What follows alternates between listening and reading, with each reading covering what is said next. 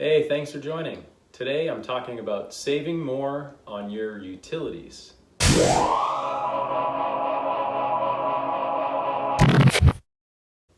You might feel like you're getting hit with costs increases everywhere.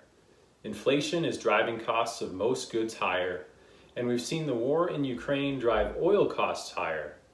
This is having an effect on home heating costs heading into the winter. And on top of that, electricity rates have increased for many of us recently. It's like a perfect storm of increases in our expenses. Today, let's talk about different ways you can save more on utilities. Joining me today for this episode is Juniper from Vermont. Thanks for joining me, Juniper.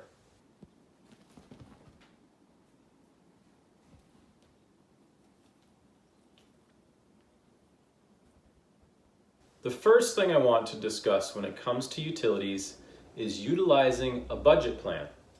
For heating companies like for propane, for example, you can sign up for a budget plan where you can lock in a rate for the year.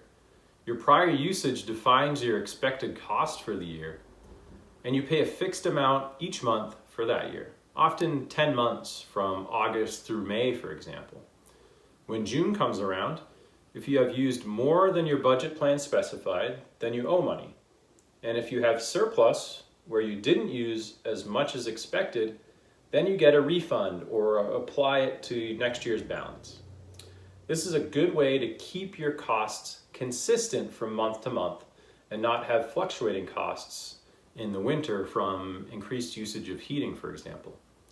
Same applies for many electricity providers, where you can get a fixed monthly cost based on your past usage, and this may help avoid fluctuating costs like higher usage from AC in the summer, for example.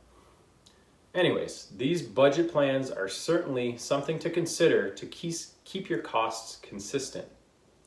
Prepaid plans are also an option, especially for heating where you can get a lower rate when prepaying for a certain amount of fuel for the season, for example.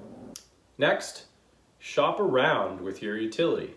Get quotes from multiple companies to see if you can lower your costs by switching providers. Ask your utility for a list of energy providers they use. Then contact them to see who provides the lowest rate. You can also ask your electric company to do an energy audit. Many companies offer this for free, where they visit your home to provide feedback on how you're using your energy, utilizing your bill and your electricity usage as a guide. Or you can also consider a professional energy audit. According to a US News article, the Department of Energy reports that efficiency upgrades identified in a home energy audit can save homeowners between 5% and 30% on their energy bills. Switch to energy efficient light bulbs. CFLs, or compact fluorescent light bulbs, and LED bulbs are the most energy efficient. Refer to Energy Star's website for help with selecting the right bulbs. You can find a link in the description for this video. You can also get in the habit of turning off lights when you're not in a room and unplugging electronics to avoid the so-called vampire currents, where electronics that are plugged in but powered off and not being used are still using small amounts of energy. There are smart power strips available which help to avoid this. For example, some have a control outlet where you can plug in your TV, and automatically switched outlets for your streaming device, surround sound stereo system, etc., where power is disconnected from these outlets if the smart plug detects that the TV is off, for example.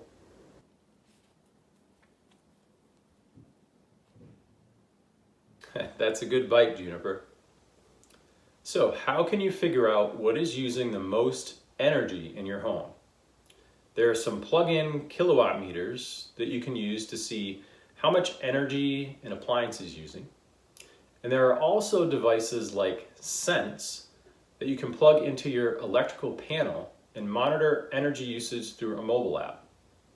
You use it by essentially plugging in and out different appliances or devices and turning them on or off, and observing the change in energy or wattage used from the data presented in the mobile app. If you have a furnace or air conditioner, Change or clean the air filters regularly. Not only does this help your system run more efficiently and use less energy, it also helps to keep good quality air in your home. The user manual for the appliance will list suggested maintenance schedules to help you determine frequency for replacing and/or cleaning these filters. Make sure your home's air vents are open and clear. If these are not open or are blocked in some way, your HVAC system needs to work harder to do its job, which uses more energy. Seal air leaks around doors and windows.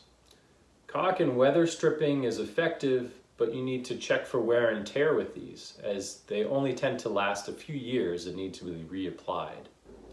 If you have old appliances in your home, consider replacing these with energy-efficient appliances to reduce energy costs. And try to use your appliances more efficiently. Only run your dishwasher once it's full. Same with your washing machine. Wait until you have a full load of laundry before running it. Try to use cold or warm water instead of hot water where you can. According to EnergyStar.gov, 90% of the energy used by a washing machine is for heating the water. Consider lowering the temperature setting of your hot water heater. Many of these by default are set to 140 degrees Fahrenheit, and you might be fine with 120 or 130 Fahrenheit, depending on your preference. Programmable thermostats are a great way you can control the temperature in your home more effectively. Setting schedules can really help to avoid wasting heating or cooling energy.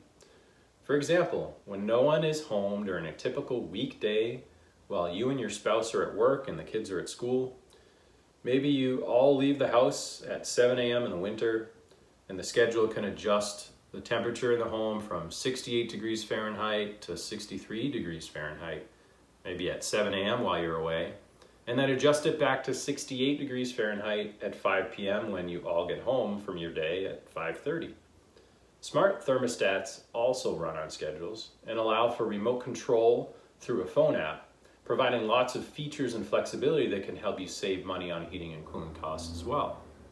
If you have ceiling fans, set the temperature in your room a little warmer and then use the fans to help make the rooms feel cooler. The last option I'll mention is to consider solar panels. This topic probably deserves a separate episode on its own, but you can save a lot of money in the long run by going with solar panels. There are tax breaks and rebates available as well.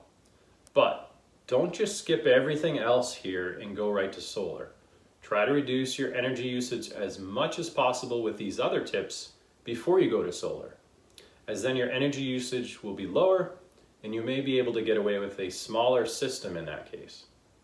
But also keep in mind any future energy usage you might need, like electric vehicle charging capabilities, for example. I've listed a lot of ideas for how to save on utilities, but there are so many other great ideas out there. I've listed several great articles on this topic in the description for this video, so be sure to check those out. Thanks for joining me today, Juniper.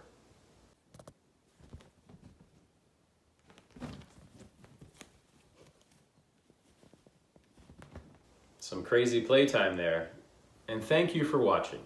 I hope you learned something that you can take action on today. If you like the content, please hit the red subscribe button and the thumbs up like button. If you know someone who could benefit from the content, please share. Take care.